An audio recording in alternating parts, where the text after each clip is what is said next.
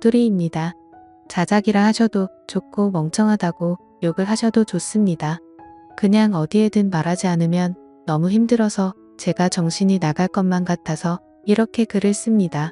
5년 동안 전혀 몰랐습니다. 정말 까마득히 모르고 살았던 제가 너무 원망스럽네요. 이 더러운 곳에서 저만 나가면 그만인데 왜 이렇게 눈물이 나는지 모르겠습니다. 아무튼 지금부터 드라마에서도 나오지 않을 법한 제 이야기를 시작할게요. 남편과 신우는 이복남매라고 했습니다. 저는 남편보다 5살이 많았고 신우는 남편보다 7살이 어렸죠. 남편의 친엄마는 남편이 어릴 때 돌아가셨고 새어머니를 평생 엄마처럼 여기며 살았다고 하더라고요. 그리고 그 새어머니와 친아버지 사이에서 태어난 신우가 있었는데 나이 차이가 많아서 그런지 남편은 살뜰하게 신우를 살폈고 신우는 저랑 나이 차이가 많이 나서 그런지 약간의 어린 행동을 하는 것 외에는 그저 무난무탈한 신우였습니다. 아무튼 신우가 18살 되던 해에 새어머니도 돌아가시게 됐고 건축업을 하시는 아버지는 지방에서 공사가 많아서 한 달에 2~3번 집에 오시고는 했었다고 하더군요. 가끔 도우미 아줌마를 부르기도 하고 남편하고 신우가 청소랑 밥을 해먹으면서 서로 챙기며 살아가던 시절에 저는 남편을 만나서 연애를 했죠. 그때 신우의 나이는 20살이었고 남편의 나이는 27 그리고 저는 32의 나이였습니다. 32살인 저는 27의 남자친구가 나와 결혼해주지 않을까 봐서 전전긍긍했고 어린 신우가 시집을 갈 때까지 같이 살면서 보살펴주기로 하는 조건을 걸고 제 나이 34에 결혼을 했네요. 신우는 크게 모나지 않고 성격이 무탈한 편이었고 자기 일은 자기가 스스로 하는 편이라 크게 부딪힐 일이 없었습니다. 집은 아버님 명의로 된 45평짜리 아파트였고 여전히 아버님은 한 달에 2~3번만 오셔서는 하루 정도 같이 놀고 먹고 자고는 일 때문에 지방으로 가시곤 하셨죠. 29의 남편은 제 남편이라서가 아니라 누가 보더라도 훈훈한 외모의 능력도 매너도 좋은 남자였습니다. 하지만 그에 비해 저는 그냥 평범한 사람이었고 그나마 내세울 수 있는 건 제 나이에서 3살 정도 어려 보이는 그냥 조금 동안의 평범한 외모입니다. 그래서 그런지 잘난 남편이 불안해서 남편과 연애를 하던 시절부터 항상 외모에 신경을 쓰고 살았고 집안 일도 사회생활도 모든 면에서 부족함 없이 완벽한 아내가 되기 위해 무던히도 노력해왔죠. 다행스럽게도 남편은 출장 외에 특별히 술을 먹거나 늦는 일이 없더라고요. 집안 일도 같이 해주고 신우이가 시집살이 시키지는 않느냐며 너스레도 떨어주던 자상한 남편이었습니다. 사실 연애할 때 뜻하지 않게 임신이 되어 아이를 낳고자 했지만 그때 결혼할 수 있는 상황이 아니었기에 남편은 평생 동안 꼭 책임져 준다고 약속을 하고 아이를 지웠어요. 물론 그때는 너무 큰 상처였지만 결국에는 약속대로 결혼도 하고 저를 책임져 주었으니 더 이상은 상처가 아니라고 생각했습니다. 그런데 불행하게도 결혼 이후 아이를 갖기 위해 무던히 노력했는데 뜻처럼 아이가 생기지 않더라고요. 정말 의도치 않았을 때는 한 번에 임신이 되더니 아무리 노력해도 임신이 되질 않더군요. 그리고 아이를 한번 가져봤었기에 당연히 신체적인 문제는 없다고 생각을 했고 불임 검사는 하지 않았습니다. 정말 아이 하나만 내 곁으로 와주면 더 이상 바랄 게 없는 그런 완벽한 결혼 생활이었죠. 남편은 신우를 살뜰히 챙겼지만 내 눈에 이상해 보이지 않을 정도였고 정말 단 한 번도 신우와 남편의 사이를 이상하다고 생각해 본 적조차 없었습니다. 그러던 어느 날이었죠. 남편은 밖에서 술자리를 잘하지 않았고 집에 와서 저랑 마시거나 신우랑 셋이 마시거나 했는데 그날도 셋이서 밤늦게까지 소주에 와인까지 즐겁게 한바탕 거하게 마시고 잠이 든 날이었습니다. 다른 날과 별다를 바 없는 날이었고 신우의 이부자리를 펴주고 잠든 남편을 보고서 잠이 들었습니다. 원래 술을 마시면 중간에 깨지 않고 항상 늦잠을 잤는데 그날은 술 때문인지 목이 말라서 잠시 깼죠. 근데 옆에서 잠들어 있어야 할 남편이 없었고 거실에 나가봤는데도 없더라고요. 그래서 주말에는 운동을 하러 종종 나가기에 운동하러 나갔는가 보다 하고 물을 마시고 다시 침대로 가서 잤습니다. 근데 속이 좋지 않아서 한참 잠이 오지 않아 뒤척이던 도중에 아가씨 방에서 문이 열리는 소리가 나더군요. 그러더니 곧 이어서 현관에서 신발 소리가 들리더니 현관문이 열리는 소리가 나더라고요.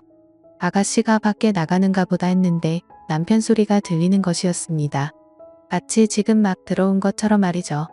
하지만 뭔가 순서가 잘못된 것 같아서 이상했습니다. 밖에서 들어오는 거면 현관문이 열리고 신발 소리가 들려야 맞는 건 대신 발소리가 들리고 현관문 소리가 들렸는데 밖으로 나간 사람은 없었죠. 그래서 그날부터 이상한 생각을 지울 수가 없었습니다. 남편은 방으로 들어오더니 밖에 운동을 하러 나갔다 왔다고 말을 했고 저는 제 스스로 잘못 들은 건데 왜 이렇게 예민하나 싶어서 별 생각을 다 했네요. 아무튼 그날 이후로도 별다른 생각 없이 평범하게 지내고 있었고 남편이 출장을 간다던 날 아가씨도 때마침 친구들과 여행을 간다고 하더라고요. 그래서 저도 오랜만에 혼자 있는 시간을 만끽하며 휴식을 즐기고 있었습니다. 그런데 그때 때마침 친구에게서 전화가 왔죠. 이태원에서 저와 제 남편을 봤다면서 저를 따라오다가 사람들이 붐벼서 놓쳤다며 지금 어디로 갔냐고 하더군요. 그래서 나는 집에 있고 남편은 출장을 갔다고 말을 해줬습니다.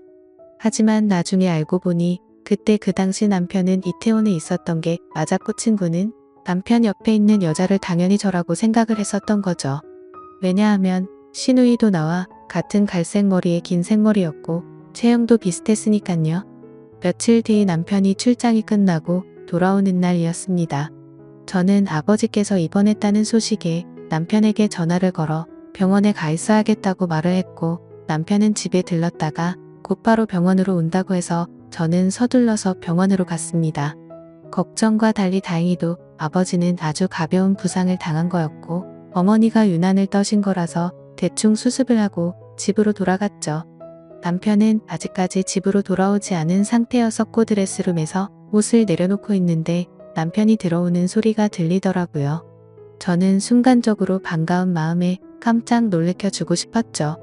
그래서 드레스룸 불을 끄고 남편이 거실로 오길 기다렸는데 소리를 들어보니 남편 혼자가 아니더라고요. 순간적으로 저는 옷장으로 몸을 숨기게 되었고 남편은 집안 곳곳 방을 하나하나 열어보며 제가 없음을 확인하는 것 같더라고요. 그러더니 소파에 앉는 소리가 들렸고 두 사람의 대화 소리가 들리는데 정말이지 저는 악몽을 꾸는 것 같았습니다. 이태원의 그 맛집은 과대평가가 됐다면서 이번에 갔던 여행은 너무 즐겁긴 했는데 혹시나 언니가 의심하진 않을까? 이런 소리가 들리더라고요. 그러자 남편은 그 여자 미련해서 모른다면서 무슨 일 생기면 자신이 다 책임질 테니 걱정 말라고 하더군요. 너무 억울하고 화가 나서 눈물이 났고 도저히 참을 수 없는 분노의 이성의 끈을 놓아버린 저는 문을 열고 거실로 나갔습니다. 그러자 남편과 신우는 깜짝 놀라서 저를 쳐다보는데 정말 짐승이 따로 없는 것 같았습니다. 저는 남편의 멱살을 잡고 어떻게 된 거냐고 소리를 질러댔고 저를 뿌리치더니 그 둘은 아무 말 없이 집을 나가더군요. 그날 이후로 이틀 동안 그 둘은 돌아오지 않았고 제 연락도 받지를 않았습니다. 그래서 저는 이틀 동안 연차를 쓰고 집에만 있다가 3일째 되는 날 출근을 했죠. 그리고 퇴근하고 집에 돌아와 보니 제가 출근한 건 어찌 알았는지 집에 다녀간 흔적들이 보였습니다. 그렇게 남편을 기다린 지 5일 만에 남편이 집으로 들어와서 얘기를 하자며 들어오더라고요. 저는 그 기간 동안 마음을 좀 추스린 상태였고 차분히 대화를 하자고 하니 남편은 입을 열었습니다. 신우는 아무 잘못이 없고 지금 벌어진 모든 일은 다 자기 잘못이라고 하네요. 신우는 사실 새어머니가 데리고 들어온 갓난아이였고 자신 아버지의 피가 섞이지 않았답니다. 새어머니를 받아들이지 못하는 할머니 때문에 애를 낳았다고 아버지가 거짓말을 한 것이었대요. 아무튼 그렇게 새어머니가 돌아가시고 나서 신우는 남편에게 많이 의지를 하게 됐고 집에서나 밖에서나 단둘이 지내는 일이 많아지고 서로 의지하면서 서로 간의 감정이 커져가기 시작했답니다. 그때 서로의 마음을 알게 됐을 때가 신우가 대학생이었고 남편은 군대를 전역했을 때였다고 하더라고요. 하지만 아무리 피가 안 섞인 남남이라고 할지라도 잘못된 걸 알았기에 서로가 몇 번이나 연락을 끊고 새롭게 살아보려 했지만 잘 되지 않았답니다. 그냥 서로가 가족, 연인, 그 이상의 감정이라 더 이상은 끊어낼 수가 없다는 사실을 깨달았다고 하더군요. 저랑 연애하는 기간에는 물론이고 결혼하고 나서도 두 사람은 저를 속여왔다고 다 털어놓았습니다. 신우가 간혹 생겼다던 남친도 다 거짓말이었고 단지 제 눈을 피하기 위한 일종의 작전이었던 거죠. 신우의 철없는 행동으로 혹시나 내 의심을 살까봐 남편이 그동안 케어한 것까지 전부 말을 하더군요. 그리고 남편은 혹시나 하는 마음에 정관수술까지 했답니다. 제가 아이를 가지면 신우가 질투에 눈이 멀어서 무슨 일이 벌어질까봐 그랬답니다. 정말 남편이 진실되게 하는 말을 들으면서도 이게 꿈인지 진짜인지 믿을 수가 없겠더라고요. 순순히 자기 입으로 시인을 했지만 간통죄가 없어졌으니 이 둘을 감옥으로 보낼 수도 없는 노릇이었습니다. 이혼 소송을 해서 재산이라도 뺏어보려 했지만 변호사와 상담을 해보니 어차피 둘이 결혼해서 같이 모은 돈 반 나누는 거 외에는 이자료 1,000만 원에서 3,000만 원 정도 받을 수 있을 거라고 하더라고요. 그런데 남편이 1억을 주겠다며 괜히 남들 입에 오르내리지 않게 소송은 하지 말고 조용히 협의 이혼을 하자더군요. 같이 모은 돈도 전부 저를 주고 위자료로 1억을 주겠답니다. 그 말이 저를 위해서가 아니라 신우를 위해서인가 보다 생각이 들더군요. 그리고 얘기를 들어보니 시아버지란 사람도 이미 알고 있는 것 같았습니다. 세상을 떠난 새엄마라는 사람과도 생전에 서류상으로 혼인을 하지 않았었고 서류상으로도 둘은 정말 완벽한 남남이니 이제 저만 없어지면 둘이 잘 먹고 잘 살 수 있겠지 싶더라고요. 저도 도저히 그 인간과는 지낼 수 없었기에 모든 걸 포기했습니다. 이혼 서류는 이미 접수했고 5년 동안 모은 돈과 위자료 1억까지 오늘 입금이 되었더군요. 저와 대화한 이후로 남편과 신우는 단 한 번도 집으로 들어오지 않았고 저는 이제 제 옷가지들만 싸서 이 집에서 나가면 되는데 왜 이렇게 가슴이 먹먹하고 찢어질 것 같은지 모르겠네요. 우리 부모님께서는 아직 이 사실에 대해서 전혀 모르시는 상황이고 제 친구들도 아무도 모르는데 저는 어디로 가서 울어야 할지 모르겠습니다.